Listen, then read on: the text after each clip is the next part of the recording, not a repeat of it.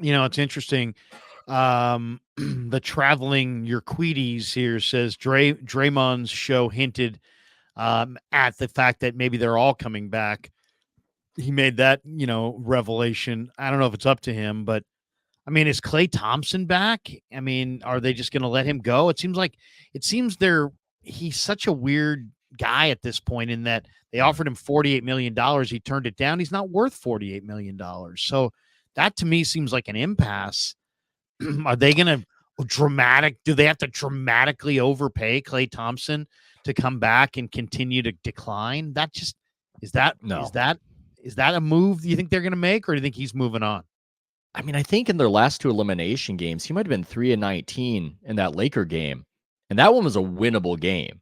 And those shots were open. And then he goes over in this last elimination game. And I think the conversation with Klay has to be very simple. It has to be, okay, look, we can talk about a lot of things. We want you here. We want you here. You put up some good numbers. You have value as a shooter. We want you to come back. You mean a lot to this franchise. But the one conversation that we are not going to have is about money. We're going to give you a number. You might not be happy with that number. You might not be happy with it. But we have paid you an insane amount of money to this point.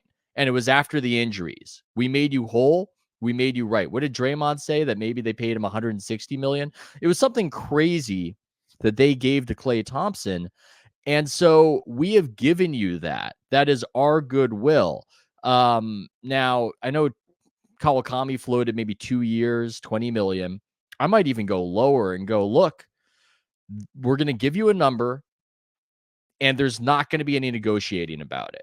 This is, you take it, you want to be here because we have paid you so much, and you get to take your boat into the games and do everything you like to do. Or maybe you want to go to Orlando. And even though you don't, I think, have a bunch of kids, and I don't believe are married unless there's some update in his life that I haven't heard, it's more important to be making more money on the Orlando Magic or wherever. And if that's the case, and if that's what you want, then bygones be bygones. We'll retire your number, and there's tons of goodwill. But this is a situation where we don't necessarily need you. We just don't. I mean, they need to fill that role. They need to give more minutes to Moody if he's going to be here. They need more of a role for Pods. So I think that's just a simple conversation. It's a situation where you'd like to have him here, but this isn't a situation where you've got to negotiate and go back and forth. You've made him whole. You've paid him a ton of money. It's time for him to show whether he can be part of the organization, because one of the things that made the Spurs, people talk about the Spurs. Oh my God, they did it for 20 years. It was guys taking pay cuts. Tim Duncan took pay cuts. Those guys took less money than they would get elsewhere. Maybe he's not willing to do it, but that's what keeps the core together. That's what gets it done.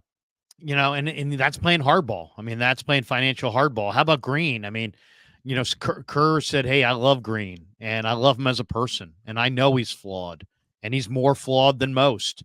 But I love him, and if we didn't think it was valuable to have him, we would have moved on." And he talked about what a great person he is. What do you think? Is he back, or is he moving on? Because I mean, they signed him, and they could trade him. Seems to me that LeBron might want him. I was looking at the trade machine. You could trade him to the Lakers for and I don't know if the Lakers would do this, but Jackson Hayes, Rui Hachimura, and the back of the big point guard from Indiana. You could take that back for Draymond, and that works financially. What do you think? Do they move him on to the Lakers or Pistons or some team that may see some upside in Draymond, or do they bring Draymond back? Well, I think you've got to obviously explore everything. I don't love the idea of trading him because I just think he's forever undervalued. Defense is half the game. And for whatever reason, we don't act like it is. Draymond, the dirty secret about him is he's still really good. He's still really good. He is maddening. He is annoying. Everybody figured he would have been washed up by now, by the way. That's something that's not talked about often. It is crazy that Draymond has outlasted Klay. Everybody said Klay was the one he could play forever. and still be Klay. Obviously, he had the injuries. Draymond, I mean, that guy, He's kept his legs in shape. and I mean, he's somebody who's got a rep for being a bit of a hard living guy. And it's funny. I just had Bogut on my podcast. He was saying maybe something that's helping Draymond is that he's podcasting after these games, and that keeps you out of the nightclubs. It keeps you out of Harrah's when you're on the road in New Orleans. Maybe this has been a big help in that way. But I just think he's so good. He's really good. He still guards all the positions. He still stones people at the rim. He's starting to hit threes with more regularity. So I know there's this emotional want to move on from him and just get away from this whole situation. But I just think he's somebody who's going to have more value to the Warriors than he would have elsewhere. So if I can just hold on, I look at it as Steve has 2 more years here. Can Draymond be here for 2 more years, not get himself suspended from a playoffs?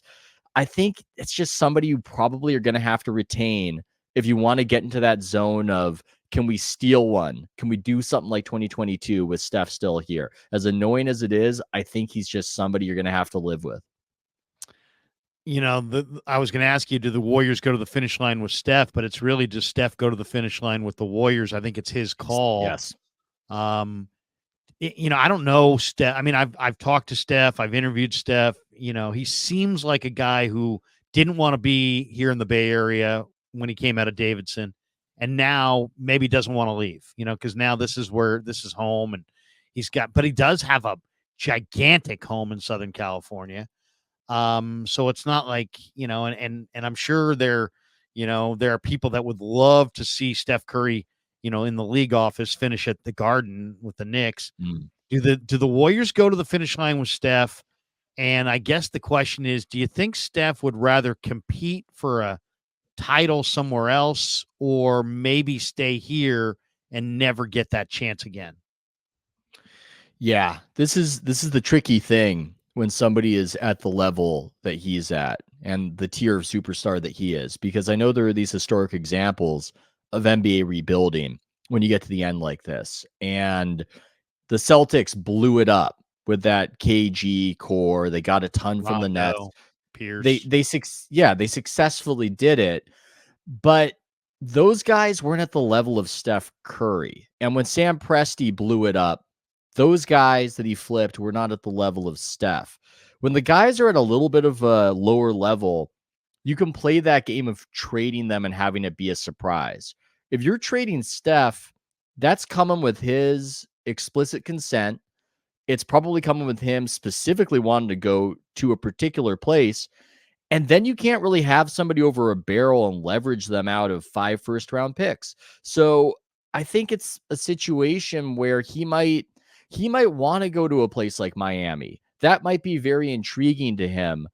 But are you really going to get a ton out of the Heat? And do you really trust that the Heat are ever going to really be bad to convey some draft picks to you that are going to do something for you? So I think all options are being explored right now. It wouldn't shock me if he's losing his patience, but I just have to go with thinking that he would play it out here while he's still good, and that they would still want to keep him, because I think when you're at the level of a Magic Johnson, Michael Jordan, that kind of level, you just can't really flip a guy for all that you want unless he makes a demand, which that doesn't really seem like Steph Curry and how he goes about things.